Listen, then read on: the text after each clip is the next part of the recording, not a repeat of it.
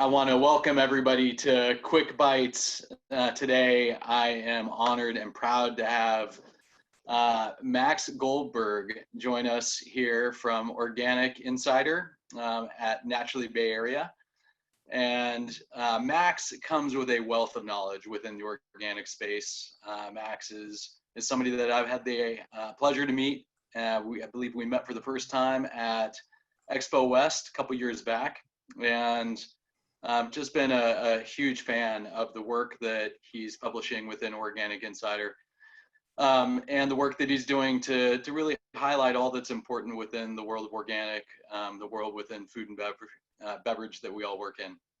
So today's an awesome opportunity for us to hear from Max as to what's hot and how things are going, things that we should be thinking about as we look at the organic industry or organic segment of the industry. I also want everybody to stick around. We have a half hour at the end here, the second 30 minutes of this, after Max gives his talk, for all of us to get together, have the opportunity just to meet, mingle, be a chance to meet and ask questions of Max as well. So with that, I'm gonna get this started. Max, welcome, and thanks for being here. Thank you so much, Pete. I really appreciate you having me and having this opportunity to speak with Naturally Bay Area. It's great what you have done, and I know there's a ton of work that goes into these presentations. So really appreciate the opportunity and to really be able to share with people what is going on with organic and probably a lot of things that many people are not aware of, particularly on the political side, on the standards side, things that are going on with the USDA, because these are absolutely critical things for people to know, because this is, this is what governs our industry. So I really appreciate the opportunity to be able to share this. So let me pull up the presentation here.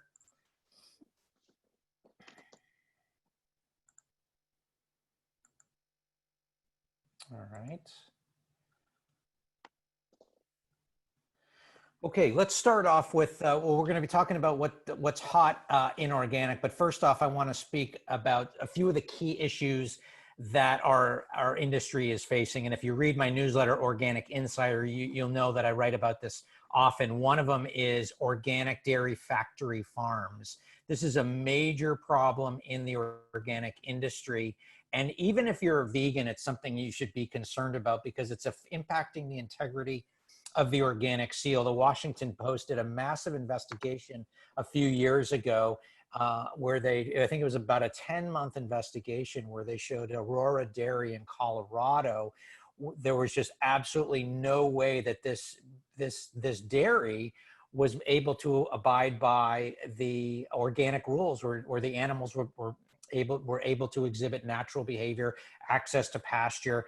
And what's happening, and there's another rule called the Origin of Livestock rule, which the USDA has yet to finalize or clarify, and it's creating an absolutely untenable situation for organic dairy farmers. Or the executive at Organic Valley has been very outspoken about this, and it's really crushing the prices of organic milk. So organic factory farms, dairy farms, is a major problem.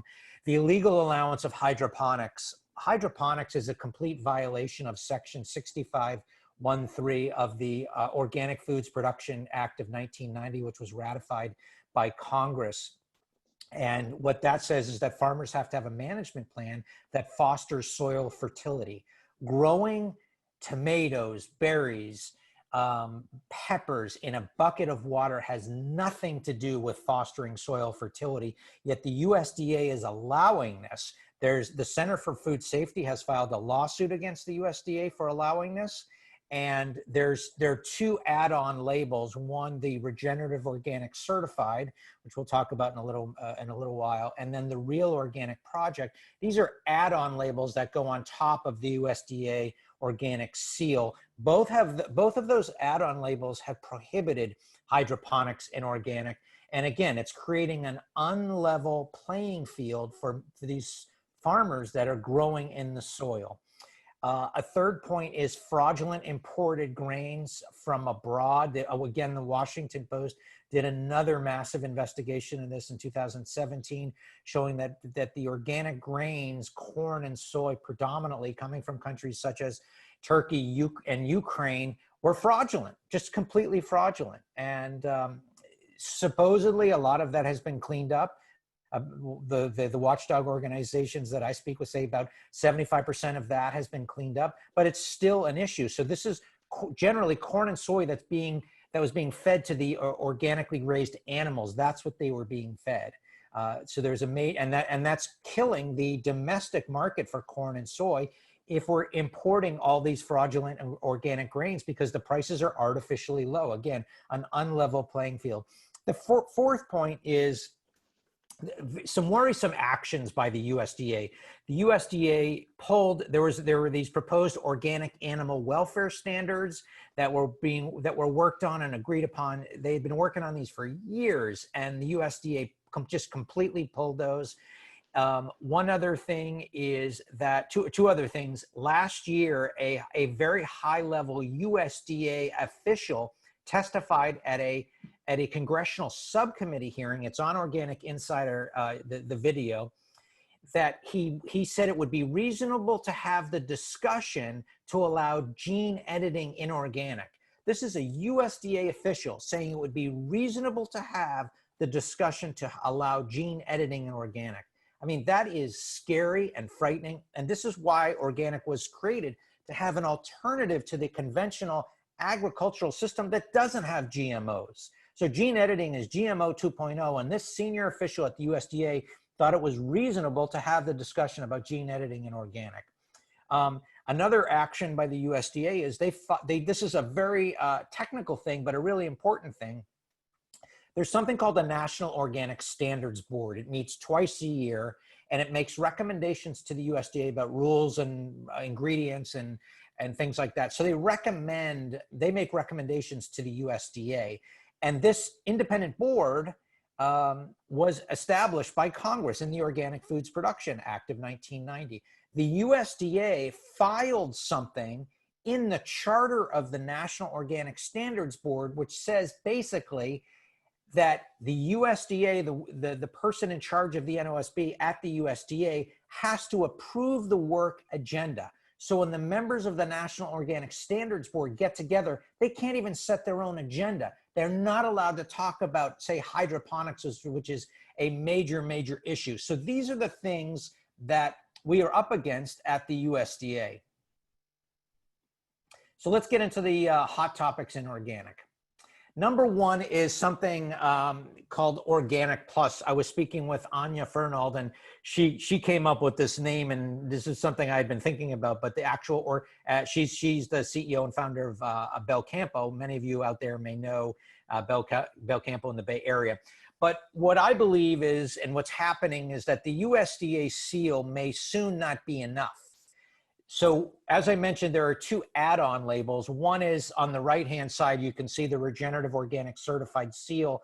That just launched, and that is an add-on label along with the Real Organic Project, which is much more of a farmer label right now. But the Regenerative Organic Certified focuses on soil health, animal welfare, and social justice, fair wages for workers and fair treatment and all that. So that's one of the two add-on labels. You have the glyphosate residue-free, animal welfare approved, biodynamic, the Demeter label.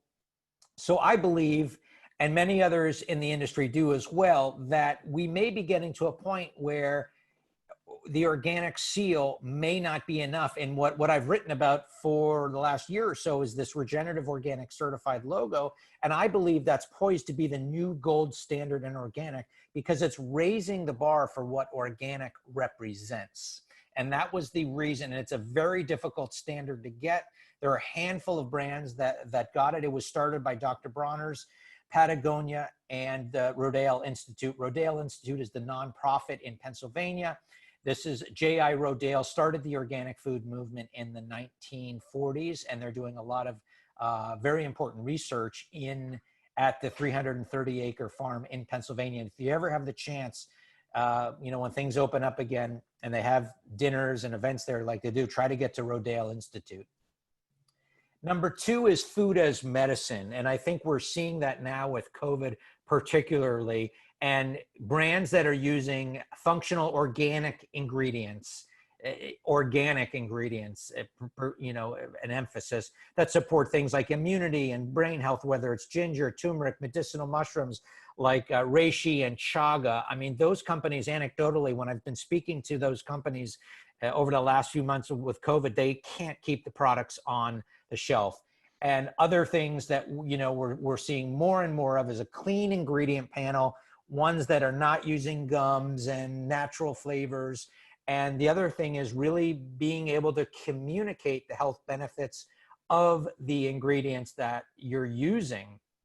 So for companies that are using these really powerful medicinal ingredients, it's critical to be able to communicate their health benefits. Third thing is increasing transparency. This is a very important issue. And there's one brand out of Canada that I think does it so well. The brand's called One Degree Organic Foods. And, here are a few of their packages. And what they do that's really interesting is that they have a QR code on their package, and you can scan it with your phone, and it brings you right to the farmer. You can watch a video about the farmer. Or if you don't have, you don't have a phone with you and you're online, you can enter the 6-digit code that they give you, and it can take you to the product and you can see the farmers. So they're providing incredible transparency to, who are the farmers that for each ingredient, and giving you a sense of where this product is coming from. So consumers increasingly want to know where products are coming from. And I think that One Degree Organics is doing a phenomenal job of informing consumers and really highlighting the farmers as well. The next one is something that I will be talking a lot about for the years to come, and it's getting clear on your regenerative strategy. Regenerative, in my newsletter next week, I will be talking about, there's a movie that is launching on Netflix on September 22nd called Kiss the Ground, and I will be talking about that documentary. And really the one way that we can help solve the climate crisis is with soil, and using regenerative practices to capture carbon from the environment and to make the soil more nutritious and powerful. And so brands really need to, if you're going to leave with this webinar with anything today, it is to get clear on your regenerative strategy. So you got a few different brands here. Here you've got 3 of them are ROC certified. That's the Regenerative Organic Certified. You've got Patagonia Provisions with their organic chili dried mangoes. You've got Nature's Path and their ROC certified instant oatmeal. And then on the far right, you've got Dr. Bronner's with their regenerative ROC certified coconut oil. So these are 3, the Dr. Bronner's and Patagonia, those are 2 of the founders of the ROC certification, and Nature's Path was in the pilot program. And then you've got another brand, which is brand new. It's literally launched, I think, last week or this week. It's a very innovative brand called Among Friends, and they're using organic regenerative grains, and exclusively for sale at Whole Foods. They're not ROC certified, but they are doing, their grains are grown regeneratively. So what I really believe is anytime that I speak to someone, anytime I speak to a CEO or a founder moving forward, I'm going to say to them, what's your regenerative strategy? Even if you can't get the ROC certification, and the ROC certification is going to be very hard to get because the supply chain isn't built out yet. Now, if you look at these products, the coconut oil is one ingredient. The instant oatmeal is one ingredient. The chili mango from Patagonia, I believe, is 2 ingredients or 3 ingredients. Maybe there's chilies, lime, and the mango. But what you really want to be asking yourself is, what can we do as a brand? How can we start moving in this direction? Because our planet can't wait. And if there's anyone that must be moving this regenerative agriculture movement forward, it's the organic industry. The conventional industry is they're not going to be the leaders in this. We have to be the leaders in this. And every brand should be asking themselves, what ingredient, what can we do? What is our regenerative strategy? And if we can't get an ROC certification because the supply chain isn't built out yet, or if it's just too difficult, what can we be doing to make our product regenerative? Maybe if you've got 10 ingredients, maybe you start with one ingredient and start sourcing that product and making sure that it is a regeneratively grown, because we all need to be part of the solution and helping to improve the soil, and ultimately helping to save the planet with global warming. And regenerative is going to be a critical thing moving forward for the foreseeable future. Max, I'm going to add to that point and say I think the key to what you were stating is getting clear on your regenerative strategy. Right, the strategy component I think is the key, and one tip is, when you start digging into some of the ingredients that you are using as an organic company today, there is a strong possibility that several of those may already be regeneratively grown, right? Right. And using regenerative practices. And so, there can be some really nice surprises and ahas that, this might not be as much work for you as it may seem up front. Setting a strategy to it, right? Making sure that you're understanding not just what you have, but where you can get to, I think is the key here for all the companies that are considering this route. Yeah, a great point, Pete. And, it's also digging into your supply chain more. If you're buying from distributors, really getting, curious about, okay, where's the distributor getting these products from? And absolutely. maybe And your distributor, oftentimes it really should tell you, all right, where these are coming from, and set up that relationship. Obviously, treat it with care, but that's one that's going to be good for all brands, all companies to know. Yeah, and I think this is another point of or organic plus, as we mentioned before, and that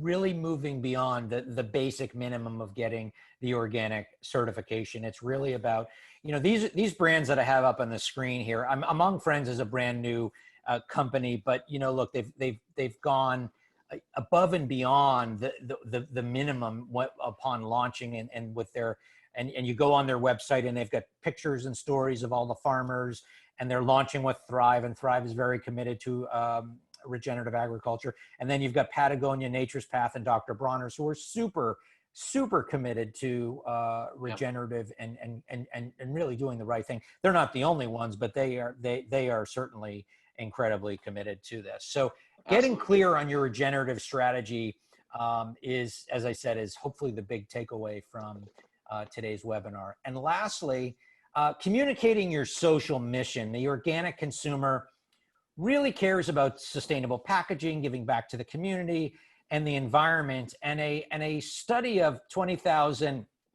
global consumers conducted last year by FMCG Gurus showed that 61% of consumers believe that brands and manufacturers should be doing more to protect the environment. And as packaging is a key issue that consumers want brands to address. And since consumers are not likely to research brands and the exact packaging, they're looking at what is displayed on the actual packaging itself. So if you're using biodegradable or compostable, really make that a key point on the packaging. And the other point that I'll say is a digital marketing company that predicts consumer behavior called Velasys. They put out a study that said 71% of consumers purchase from a brand or store they trust. Now, that's not really a big surprise. The other statistic, what they said was 43% of consumers buy products from companies whose values match their own.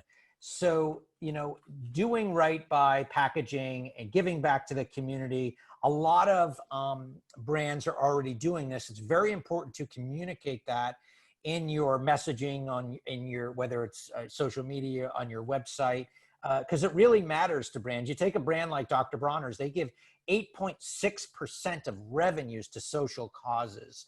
And, I think I think there are a lot of brands out there doing fantastic work. And so make sure to communicate that to your consumers, because with what I do, I'm in touch with a lot of brands, and I'm aware of a lot of these social missions. And that when I go to the store and I look for on the packaging, or maybe it's on social media, I don't see that communicated effectively as maybe it could be. I know what they're doing because I spent a lot of time researching and talking to founders and companies. But I think there is some way to go to communicate that with your end consumer, because you're just going to build up more brand loyalty, and it's the right thing to do for the world. So Pete, I'll send it back to you. Yeah, I first of all, thank you, Max. I want to hit on one point that you brought up. I think it's both in Organic Plus and then that last hot topic of really owning the mission, and being able to communicate it out. There's an important element to organic that I think sometimes gets overlooked, beyond the soil and the environmental impact, beyond the health benefits that it has for us as individuals who are consuming it, foods or beverages, are the farm workers, right? Mm-hmm. And it's a topic that we talk a lot about these days, as frontline workers and those folks who are picking the foods. Can you talk a little bit about that and the impact that organic growing practices has on individuals in the fields and those people who are picking the products that we're consuming at shelf?